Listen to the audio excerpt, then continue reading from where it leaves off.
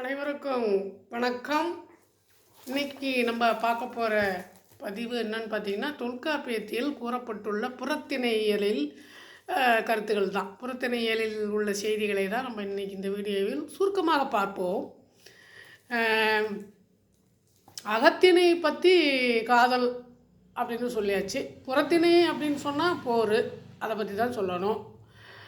அதாவது போருக்கு போகக்கூடிய மன்னர்கள் என்ன என்ன கையில் எடுத்துப்பாங்க, என்ன உடை உடுத்திப்பாங்க, போர் முறை என்ன, இப்போ சண்டை வருதுன்னா தூது போகணும், அப்புறம் அந்தணர்கள், குழந்தை இல்லாதவர்கள், பசு இதெல்லாம் கொண்டு ஊரின் புறத்தை பாதுகாப்பாக வைப்பாங்க. இந்த மாதிரி சில முறைகளெல்லாம் பின்பற்றப்படுகிறது புறம். திணை என்றால் ஒழுக்கம் என்ற பொருள். இங்கே திணை என்று அவர்கள் தலையில் சூடிக்கொள்ளுகிற பூவையும் குறிக்கும். கழுத்தில் மாலையாக அணியலாம், தலையிலும் வைக்கலாம். ஏன்னால் இது போருக்கு உரிய பூ. போர்க்களத்திற்கு இவர்கள் போகுவதற்கும் இப்போ சேர சோழ பாண்டியர்களுக்கு பனம்பூ, அத்திப்பூ, வேப்பம்பூ இருந்தது இல்லையா? அந்த மாதிரி இவர்கள் இந்த வெட்சி, வஞ்சி, உழினை, தும்பை, வாகை, பாடான், கைக்கிளை அப்படின்னு சொல்லி சில பூக்களை தலையில் சூடிக்கொண்டு போருக்கு போவார்கள். அதனால் இதற்கு திணை என்று பெயர். இப்போ புறத்திணையல்னு பார்த்தீங்கன்னா, புறப்பொருள் என்பாமலை ஆசிரியர் 12 திணையை சொல்கிறாரு. தொல்காப்பியர் அகத்திணை 7 சொல்லியிருக்கோமே, அந்த அகத்திணை 7ஓடு புறத்திணை 7ஐயும் சேர்த்துருவோம் அப்படின்னு சொல்லி அதற்கு புறமாக, அகத்திணைக்கு புறமாக புறத்திணையையும் சேர்த்து 7 திணையாக குறிப்பிடுகிறார். இப்போ பார்த்தீங்கன்னா, வெட்சி அப்படின்னு சொன்னால் நிறை கவர்தல். வெட்சி நிறை கவர்தல். நிறைனா என்ன நல்லா புரிஞ்சுக்கணும். பசுக்கூட்டங்கள், அதாவது ஒரு நாட்டினுடைய செல்வம் என்றால் அது மாடு.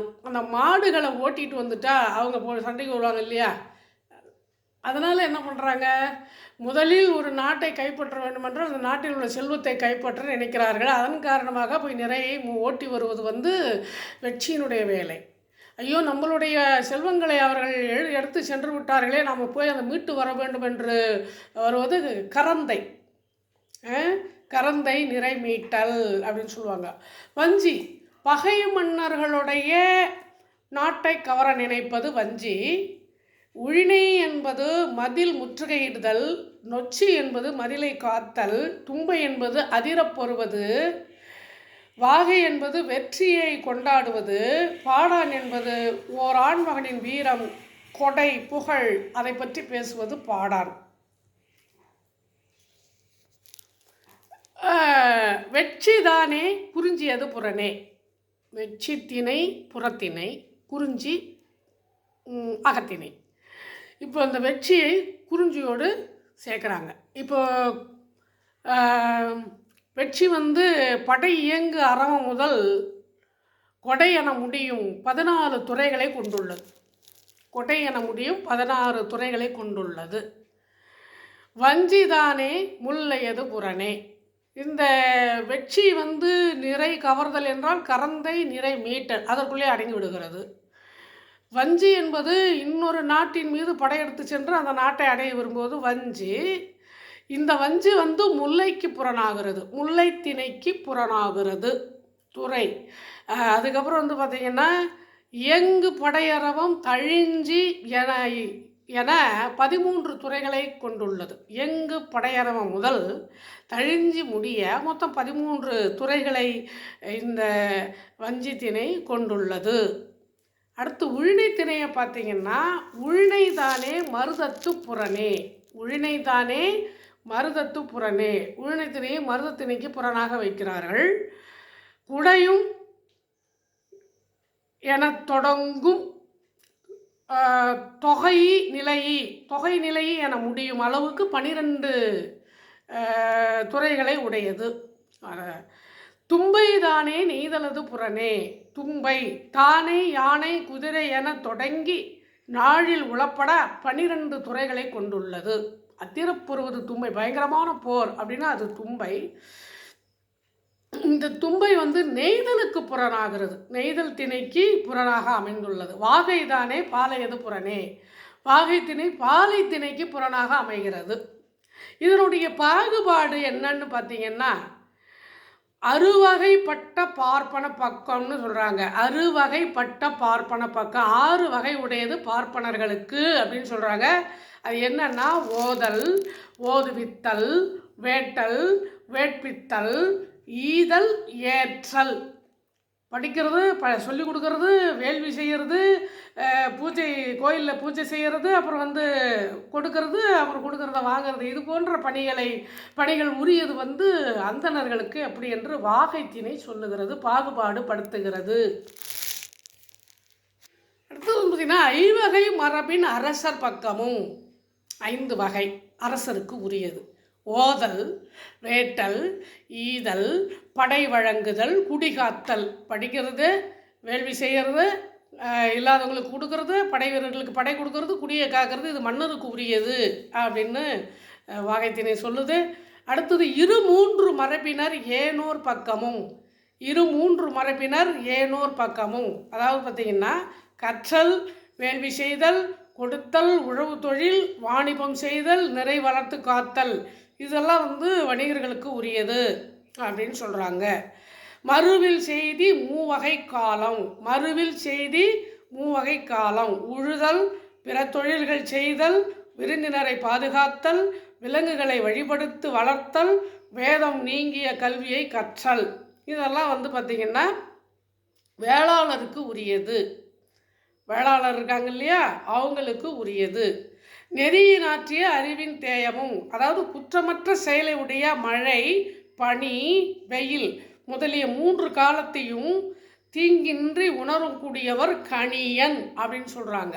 இந்த சோதிடம் பார்ப்பாங்க இல்லையா, முக்காலமும் உணர்ந்தவர்கள் என்று சொல்வார்கள் அல்லவா, அவர்களே கணியன். இந்த கணியனுக்கு உரியது மழை எப்போ பெய்யும், பனி, அந்த வெயில், இந்த காலத்தை உணர்ந்து சொல்லக்கூடியவர். 3 காலம், இறந்த காலம், எதிர்காலம், நிகழ்காலம், இந்த 3 காலத்தில் நடக்கக்கூடிய நிகழ்வுகளை சொல்லக்கூடியவருக்கு கணியன் என்று பொருள்.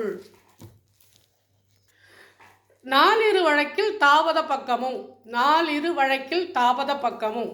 நீரில் குளித்தல், தரையில் உறங்குதல், தோலை ஆடையாக உடுத்தி கொள்ளுதல், சடைமுடியை வளர்த்தல், தீயை வளர்த்தல், ஊர் புறங்களுக்கு செல்லாமை, காட்டு உணவினை உண்டு வாழ்தல், கடவுளரையும் நாணிகளையும் வணங்குதல். இந்த 8 வகையினை உடையவர்கள் தவம் செய்கின்றவர்களுக்கு உரியது. தவம் செய்கின்றார்கள் அல்லவா, அவர்களுக்கு உரியது இந்த 8 வகை அப்படின்னு சொல்கிறாங்க. பாலரி மரபில் பொருணர் கண்ணும். பாகுபாடு அறிந்த இலக்கணத்து உடைய பொருணர் பக்கம். வாழ் வெற்றி, தோல் வெற்றி, பொருணர். அவங்களுடைய வெற்றி புகழை பாடுவாங்க, வீரர்களுடைய வெற்றி புகழை பாடக்கூடியவங்க. அணநிலை வகையும் ஆங்கெழு வகையாம். அணைநிலை வகையோடு ஆங்கெழு வகையால் சொற்போர், பாட்டு போட்டி, ஆடல் போட்டி, சூதாட்ட போட்டி முதலியவற்றில் வெல்லுதல் என 7 வகை பாகுபாடுகளை வாகைத்திணை கொண்டுள்ளது அப்படின்னு சொல்லப்படுது. இந்த வாகைத்திணை 18 துறைகளை கொண்டுள்ளது. கூதிர், வேனில், ஆரம்பம், அது மொத்தம் 18 துறைகளை கொண்டுள்ளது. காஞ்சி தானே பெருந்திணை புறனே.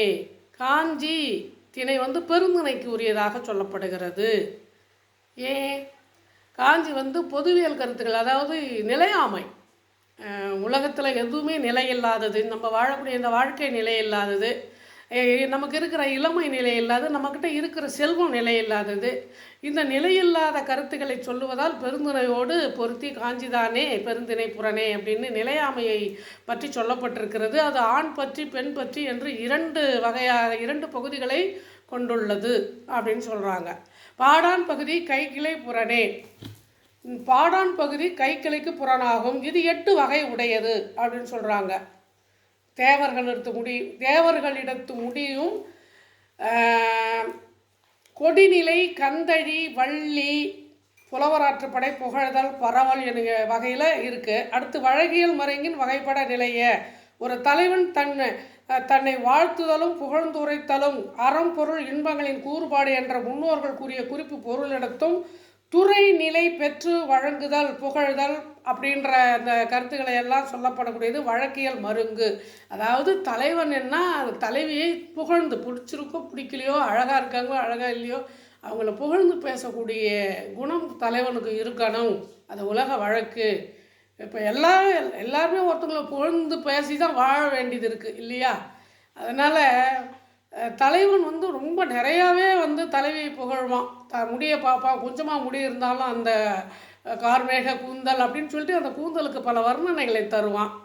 கண்ணுன்னா இந்த கண்ணுக்கு வந்து இவ்வளோ ஒரு குவளை மலர் போன்ற கண்கள் அப்படின்னு சொல்லுவான். வானவில் போன்ற தோற்றம்னு சொல்லுவான். பிறை சந்திரன் பிறை போன்ற நெற்றி அப்படின்னு சொல்லுவான். இது மாதிரி அந்த வழக்கு அவங்க அந்த முறை உண்டு. தலைவனுக்கு தலைவியை புகழுகின்ற முறை உண்டுங்கிற கருத்து சொல்லப்பட்டிருக்கிறது. காமப்பகுதி கடவுளும் வரையார் அப்படின்னு சொல்லுவாங்க. அதாவது தெய்வங்களுக்கும் தெய்வத்தை பெண்கள் விரும்புவது உண்டு, தெய்வ பெண்கள் மானிடர்களை விரும்புவது உண்டுன்னு சொல்லிட்டு சொல்கிறாங்க. அதாவது பார்த்திங்கன்னா குழவி மருங்கினும் கிழவதாகும், குழவி மருங்கினும் கிழவதாகும், குழந்தை பருவத்தில் காமப்பகுதி கூறப்படும் சொல்கிறாங்க. விளையாடும் போது சிறு வயதிலே அந்த உணர்வுகள் இருக்கும் அப்படின்னு சொல்கிறாங்க. இந்த முறையில் தான் பிள்ளைத்தமிழ் உருவாச்சு. பிள்ளைத்தமிழ் நூல் இந்த அடிப்படையில் தான் உருவாச்சு. ஊரோடும் தோற்றமும் உரித்தன மொழிப அப்படின்னு சொல்லுவாங்க. ஊரிடத்து காமப்பகுதி நிகழ்தலும் உண்டு. உலா வருகின்ற போது, இப்போ கடவுள் உலா வருகின்ற போது ஊரில் உள்ள பெண்கள் வந்து காதல் கொள்வது, அந்த மாதிரி வகைமையான அவரவர் பருவத்திற்கு ஏற்ப கூறும் செய்யுள். பேதை பெதும்பை மங்கை மடந்தை பேரிளம்பெண் என்று சொல்லப்படுகிற இந்த 7 வகை பருவத்து பெண்களுக்கும் இது பொருந்தும்னு சொல்கிறாங்க. இப்போ இது வரைக்கும் நம்ம பார்த்ததெல்லாம் கேள்விக்கு உரியதாக இருக்கும். இதில் விடுபட்டிருக்கலாம், சில கருத்துக்கள் விடுபட்டிருக்கலாம். விடுபட்ட கருத்துக்களை மற்றொரு வீடியோவில் பார்ப்போம். இந்த வீடியோ உங்களுக்கு பிடித்திருந்தால் லைக் பண்ணுங்கள், ஷேர் பண்ணுங்கள், கமெண்ட் பண்ணுங்கள். நன்றி. மீண்டும் சந்திப்போம்.